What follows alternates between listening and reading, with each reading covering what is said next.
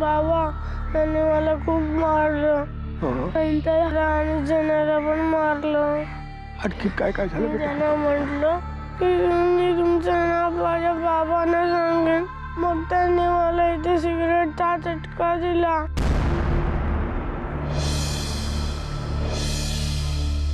बाबा माझ्या आतील सर्व मित्रांना बाहेर काढा. हो हो काढतो काढतो. तू काही काळजी करू नकोस. आता मी आलो ना. तू आता निर्धास्त राहा. हा आणि आपण सगळ्यांना बाहेर काढू आणि शांततेने सगळं मिटवू. हा काही काळजी करू नकोस बेटा. खूप मार बसला ना तुला? हो ना बाबा आणि त्यांनी माझ्या पाठीवर लिहिले.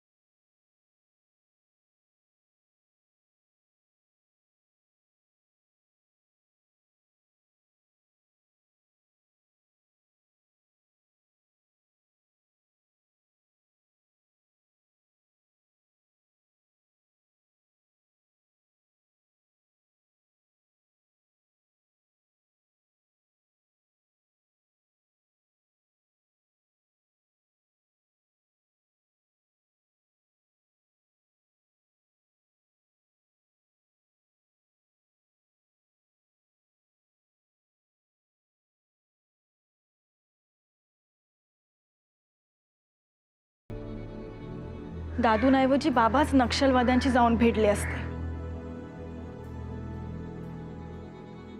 पण बाबांच्या मुली आहेत ना. देऊ फक्त आजचा विचार करू नकोस. उद्या कदाचित यापेक्षा मोठं संकट येईल.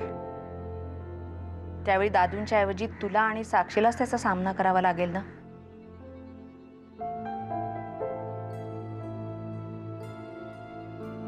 होय मी ठरवलंय. दादूंची मोठी नात ह्या जबाबदारीनं मी आता खंबीरपणे उभी राहणार आहे. आई मला तुला खूप आनंदात आणि सन्मानानं जगताना पाहायचंय.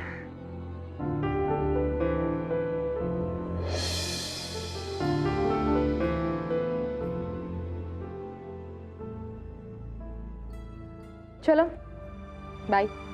बाय. रणवीर कुठे? Out of town. मला न सांगता? व्हॉट यू मीन तुला न सांगता? तुला काय म्हणायचं? भैया साहेबांनी तुझी परवानगी घेऊन बाहेर झाला हवं. मला तसं म्हणायचं नव्हतं. त्यांच्याकडे महत्त्वाचं काम होतं म्हणून विचारलं. बाय द वे कुठे गेलेत ते? ते कुठेतरी लहान मुलं अडकलेत. त्यांना सोडवायला गेलेत. ओ गुड. त्यांनी तिथेच असायला हवं.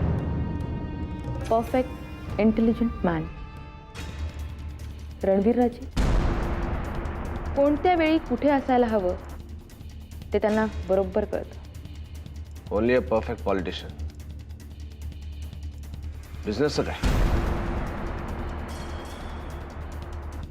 तुला जसं वाटतं तसं नाहीये. तुला काय म्हणायचं? भैया साहेबांना तू आमच्यापेक्षा जास्त ओळखतेस. तुझ्या वागण्या बोलण्यावरून तरी तू त्यांना चांगला ओळखतोस असं म्हणायची हिंमत मी तरी नाही करणार.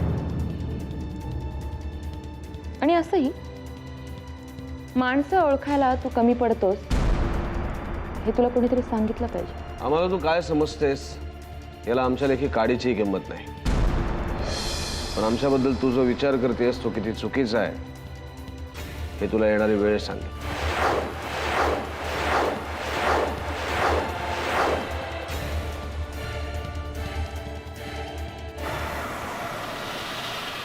आजपर्यंत तुम्हाला या मेगाफोनवरून धमक्या देण्यात आल्या.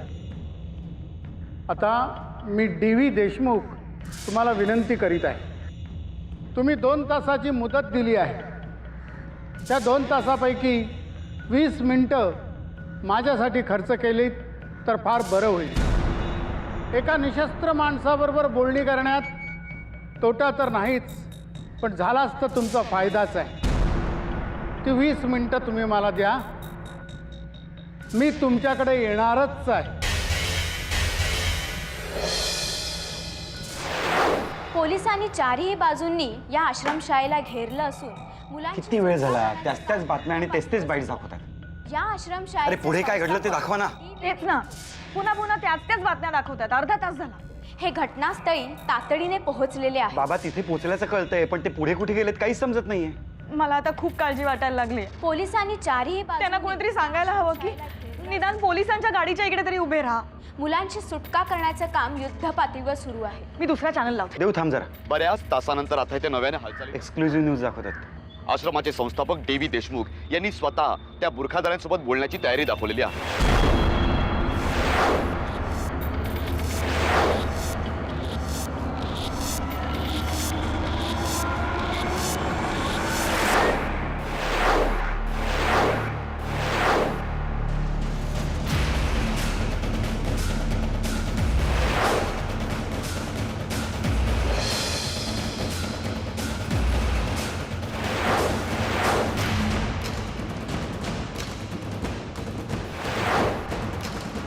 डी.व्ही. देशमुख निशस्त्रपणे आश्रमाच्या दिशेने चाललेले आहेत.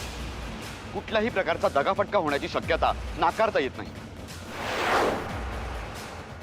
डी.व्ही. देशमुखांच्या चेहऱ्यावर अजिबात भीती दिसत नाही. सर्वांच्या नजरा आता डी.व्ही. देशमुखांवर रोखलेल्या आहेत. पोलीस, राजकीय नेते, सामान्य जनता, इव्हन मीडिया श्वास रोखून डी.व्ही. देशमुखांच्या प्रत्येक कोणीतरी थांबवा त्यांना. येऊ बाबांना कळत कसं नाहीये. ते असे आत कसे जातात? ते गोळीबार करतील ना.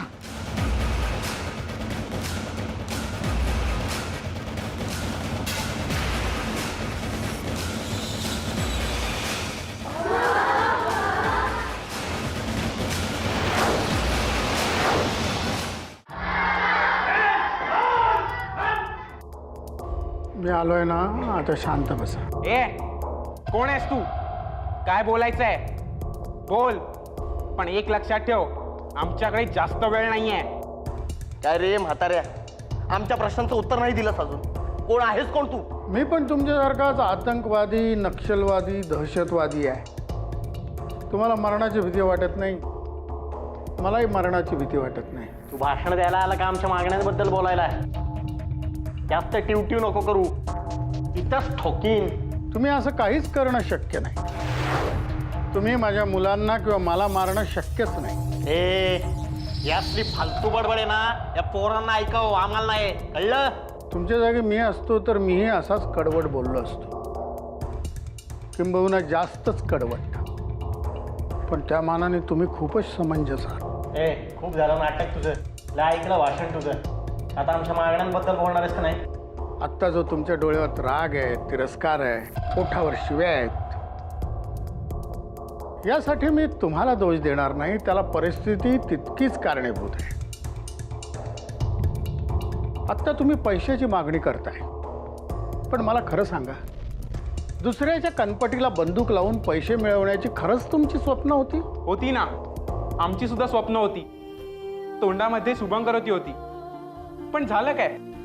काहीच नाही. आमच्या डोळ्यांसमोर आतापर्यंत लाखो रुपये भरणाऱ्या दुसऱ्या मुलांच्या आईबापांना पाहिलं आम्ही. आम्ही टॉप करूनही मागे का? आणि नेमकी तीच पेमेंट सीट निघायची. आमचा बाप कंगाल हो. स्वतःचं आयुष्य उद्ध्वस्त करत असताना लाखो रुपये बघण्याची जेव्हा वेळ आली ना, तेव्हा कळली पैशांची खरी किंमत. अशा परिस्थितीमध्ये आम्ही काय करायला पाहिजे होतं? क्रिकेटच्या खेळामध्ये एखादा खेळाडू अंपायरच्या चुकीनं 99वरच आऊट झाला तर त्याने काय करायचं? खेळ सोडून द्यायचं? कदाचित मी इथून बाहेर पडल्यावर तुमच्यासाठी पैशाची व्यवस्था केली जाईल, तुमच्या पळून जाण्याची व्यवस्था होईल. पण पुढं काय? रस्त्यावरून निवांतपणे चालण्याचे स्वातंत्र्य गमावून बसाल. आज ज्या डोळ्यामध्ये दुसऱ्यांविषयी राग आहे, त्याच डोळ्यांमध्ये स्वतःविषयी लाज असेल. ती पोरं तुमच्यासारखीच आज पोरकी आहेत. त्यांना स्वतःचं नातं सुद्धा माहीत नाही, जगाशी काही संबंध नाही. त्यांना जगाचा कुठलाही भाग, कुठलाही हिस्सा त्यांच्या समाधानासाठी मिळालेला नाही. म्हणून काय त्यांनी मोठं झाल्यावर तुमच्यासारखंच वागायचं? अरे, जेवढा अन्याय तुमच्यावर परिस्थितीनं केला नाही तेवढा अन्याय तुम्ही स्वतःवर करताय. स्वतःला जर ऑप्शन देता येत नसेल तर तुम्ही घेतलेलं उच्च शिक्षण काय कामाचं? भगतसिंगाच्या बलिदानानं सारा देश हादरला असताना गांधींनी म्हणायचं धाडस केलं की क्रांतिकारकाचा हिंसेनं लिप्त मार्ग अंतिमतः वाईटच. ते बोल जर आपण ऐकले नाहीत तर त्याचा उपयोग काय? आपल्याला गांधीजीसारख्या महात्म्याने जे महत्त्व सांगितलंय अहिंसेचं, त्याचा उपयोग काय ते तुम्ही लक्षात घ्या ना, आणि त्याप्रमाणे वागा. अरे, इतका देह सुकुमार तुम्हाला पहिल्यांदाच आयुष्यात मिळालाय. निसर्गानं तो तुम्हाला दिलाय. त्या निसर्गाशी एकरूप होऊन त्या तालावर, त्या आनंदावर नाचायचं सोडून तुम्ही हे कसले बंदुकी घेऊन क्रूर खेळ खेळताय? योग्य नाही. एवढीच माझी तुम्हाला विनंती आहे. मी तर म्हणतो त्याची बडबड ऐकण्यापेक्षा ठोकूनच टाकूया. तुम्हाला तसं वाटत असेल तर तुम्ही गोळी चालवू शकता.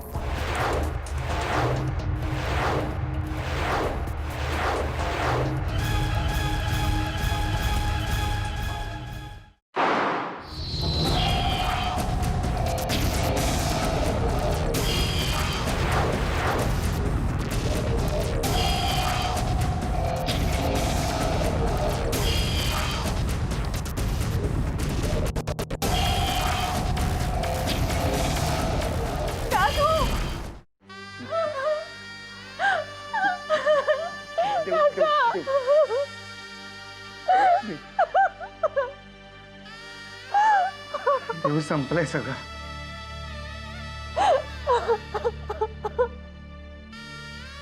आता यापुढे जी बातमी येईल ती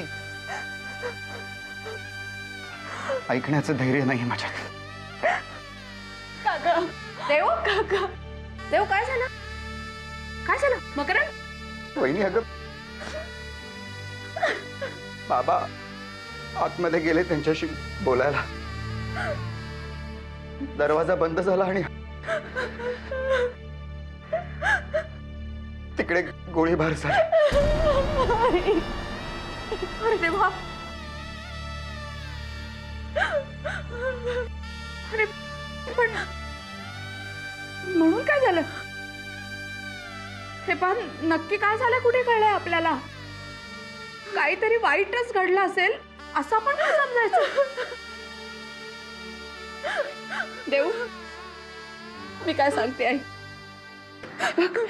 अशा प्रसंगी इतकं धैर्य दाखवणारी माणसं खूप थोडी असतात. आणि तुझे दादू अशा माणसांच्या पैकीच एक आहेत. याचा अभिमान आहे ना आपल्याला, आहे की नाही? रडू नको. हे बघ,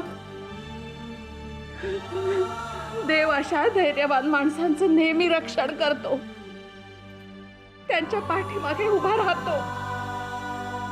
मग आपल्या दादूंना काही कसं होऊन देईल देव ना?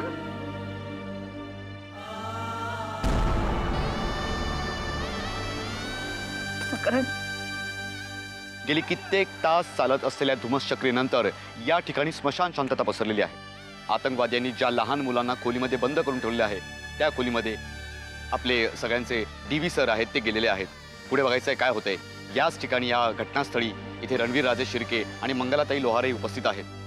मगाशी मीडियांसमोर बऱ्याच जणांनी, बऱ्याच मंत्र्यांनी आणि आपले सगळ्याच मंत्र्यांनी इथे भाषण दिलं. सगळ्या काही गोष्टी झाल्या, पण तरीसुद्धा कुठल्याही गोष्टीचा मागमूस अजून लागत नाहीये. पोलिसांकडूनही कुठल्याही गोष्टीची वाच्यता झालेली नाहीये. त्या लहान मुलांचं भवितव्य कुणाच्या हातात आहे तेही कळत नाहीये.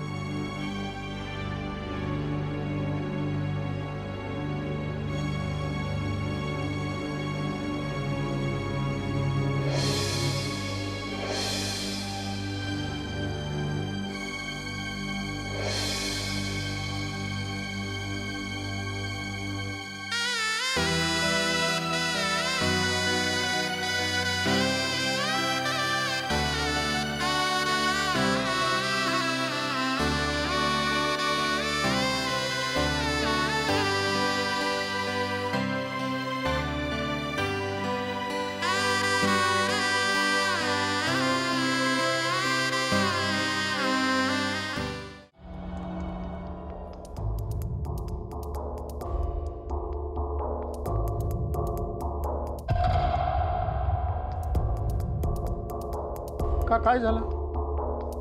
गोळी का झाडली नाही? हात का थरथरतायत तुमचे?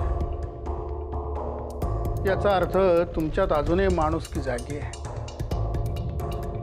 त्या माणुसकीला, त्या आतल्या आवाजाला जाग करायला मी आलोय.